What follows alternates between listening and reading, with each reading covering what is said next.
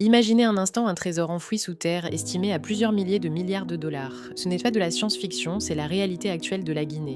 On a longtemps qualifié ce pays de scandale géologique, tant ses richesses sont immenses et inexploitées. Mais aujourd'hui, l'heure n'est plus aux promesses. Nous assistons en ce moment même au plus grand chantier d'infrastructure de l'histoire de l'Afrique de l'Ouest. Un investissement global de plus de 20 milliards de dollars, soit plus que le PNB actuel du pays tout entier. Des mines de fer titanesques aux confins de la forêt, un chemin de fer qui traverse le pays comme une colonne vertébrale et des barrages capables d'illuminer la sous-région. Mais derrière le béton et l'acier, il y a une guerre d'influence féroce. La Chine, l'Occident, les géants miniers, tous se disputent dans le contrôle de ces ressources. Aujourd'hui, nous allons analyser froidement, carte à l'appui, les 5 méga-projets qui vont non seulement transformer la Guinée, mais potentiellement redéfinir l'équilibre économique de toute l'Afrique francophone.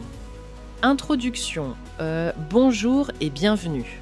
Aujourd'hui, on plonge au cœur de la stratégie industrielle guinéenne. Si vous suivez l'actualité économique africaine, vous savez que la Guinée est à un tournant critique de son histoire. Nous ne sommes pas ici pour faire de la politique, mais pour analyser la géopolitique des infrastructures. Pourquoi ces projets sortent-ils de terre maintenant ? Qui paie ? Et surtout, quel sera l'impact réel sur l'économie locale et le quotidien des Guinéens ? Nous allons décortiquer ensemble ces 5 piliers. Le gisement mythique de Simandou, le Transguinéen, ce rail de 650 km, le nouveau port de Moribaya, le colosse hydroélectrique de Swapiti, et enfin le barrage d'Amaria, la dernière pièce du puzzle énergétique. C'est une analyse technique et stratégique. D'ailleurs, je vois que notre communauté s'agrandit chaque jour. Dites-moi tout de suite en commentaire. Depuis quel pays vous suivez cette analyse ? Est-ce que vous êtes à Conakry, à Dakar, à Kinshasa, à Paris ou Nouakchott ? J'ai hâte de vous lire et de voir jusqu'où cette vidéo voyage. Allez, on entre dans le vif du sujet avec le projet qui fait trembler les marchés mondiaux de l'acier. Section 1, Simandou, le game changer mondial. Commençons par le commencement. Simandou, ce n'est pas juste une mine, c'est le plus grand gisement de minerai de fer à haute teneur inexploité au monde. Pour comprendre l'enjeu, il faut regarder vers la Chine. La Chine est le premier producteur d'acier au monde, mais elle dépend massivement de l'Australie et du Brésil pour son fer. Géopolitiquement, c'est une faiblesse pour Pékin. Simandou, c'est la solution de la Chine pour briser ce duopole. Le site est divisé en 4 blocs. Au nord, les blocs 1 et 2 sont pilotés par le Winning Consortium Simandou, un mélange d'intérêts singapouriens, chinois et guinéens. Au sud, les blocs 3 et 4 sont gérés par le géant anglo-australien Rio Tinto en partenariat avec Chinalco et l'État guinéen. Pourquoi ce projet a-t-il mis 25 ans à démarrer ? À cause de la complexité logistique et des batailles juridiques. Mais depuis 2022 à 2023, sous la pression du gouvernement de transition qui a imposé le co-développement, tout s'est accéléré. L'enjeu économique est colossal. On parle d'une capacité d'exportation de 100 à 120 millions de tonnes par an. Le minerai de Simandou est exceptionnel, plus de 65% de teneur en fer. C'est le caviar de la sidérurgie. Il nécessite moins d'énergie pour être transformé, ce qui le rend crucial pour la transition vers un acier vert mondial. Pour la Guinée, les estimations parlent d'une augmentation potentielle du PIB de 50% à terme, mais attention, l'histoire nous a appris que l'exportation brute de minerais ne développe pas un pays. C'est là que les projets suivants entrent en jeu. Sans eux, Simandou ne serait qu'un trou dans la terre. Section 2, le Transguinéen, la colonne vertébrale. Le deuxième méga-projet est indissociable du premier, c'est le Transguinéen. Pendant des décennies, les miniers voulaient exporter le fer de Simandou via le Libéria, car c'est plus court et moins cher, environ 400 km vers la côte libérienne. Mais la Guinée a dit non. Pour l'État guinéen, c'était une question de souveraineté. Le minerai guinéen doit sortir par un port guinéen. C'est ainsi qu'est né ce projet pharaonique, une ligne de chemin de fer lourde de plus de 650 km, reliant les montagnes de l'Est à la côte atlantique. Ce n'est pas un simple train, c'est un exploit d'ingénierie. Le tracé traverse des zones montagneuses, nécessitant plus de 200 ponts et plusieurs tunnels majeurs. C'est le plus grand projet ferroviaire en Afrique depuis 50 ans.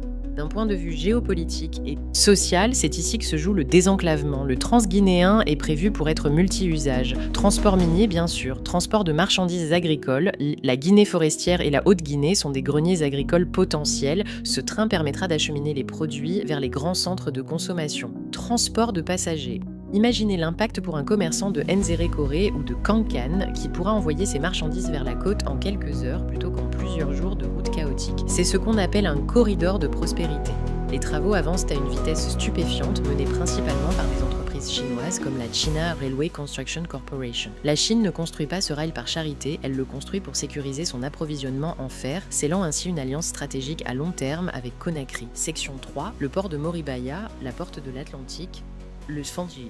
Rail doit bien aboutir quelque part. Cela nous amène au troisième projet, le port en eau profonde de Moribaya, situé dans la préfecture de Forêt-Caria. Le port autonome de Conakry est saturé et n'est pas adapté aux navires géants, les Capesize, nécessaires pour transporter le fer de manière rentable. Moribaya est construit spécifiquement pour ça. Ce projet portuaire est gigantesque. Il comprend un quai minéralier capable de charger des navires de 200 000 à 300 000 tonnes, un chenal d'accès dragué en haute mer, des installations de stockage massives, mais l'analyse stratégique va plus loin. Ce port ne doit pas être une simple enclave minière. Le plan prévoit des zones industrielles et des postes polyvalents, notamment pour les hydrocarbures et les marchandises générales. L'objectif géopolitique est clair, faire de la façade maritime guinéenne un hub logistique incontournable en Afrique de l'Ouest. En couplant le rail et ce port, la Guinée se dote d'une infrastructure logistique de classe mondiale qui rivalise avec les projets d'Abidjan ou de Dakar, mais avec une spécialisation industrielle lourde. Cependant, pour faire tourner ces ports, ces trains, et surtout pour transformer le minerai sur place, le rêve de l'industrialisation, il faut une chose essentielle, de l'énergie, beaucoup d'énergie. Section 4, Souapiti, le barrage de la souveraineté.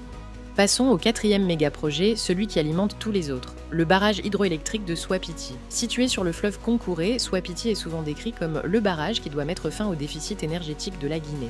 Avec une capacité installée d'environ 450 à 550 MW, c'est le plus grand projet hydroélectrique de l'histoire du pays. Mais son rôle est plus technique que la simple production de watts. Souapiti est un barrage réservoir, contrairement au barrage de Caleta situé en aval, qui est un barrage au fil de l'eau et dont la production chutait en saison sèche. Souapiti stocke une quantité massive d'eau.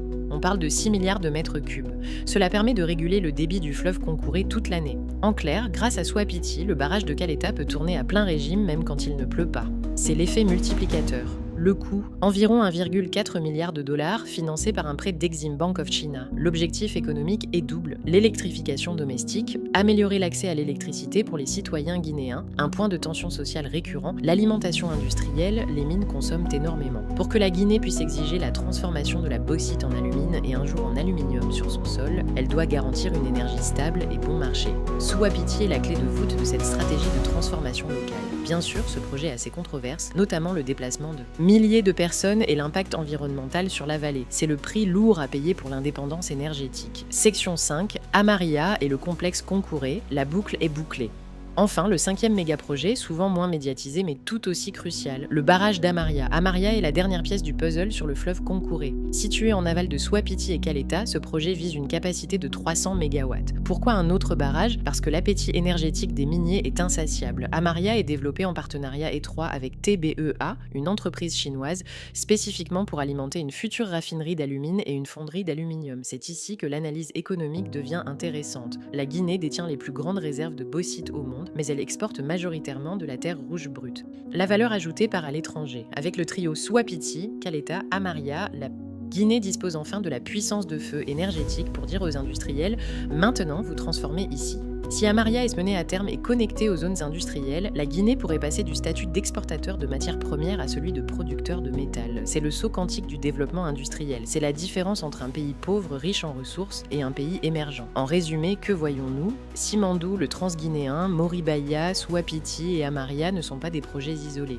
C'est un écosystème intégré. Le fer paie le rail justifie le port. L'énergie permet la transformation. La vision géopolitique est audacieuse.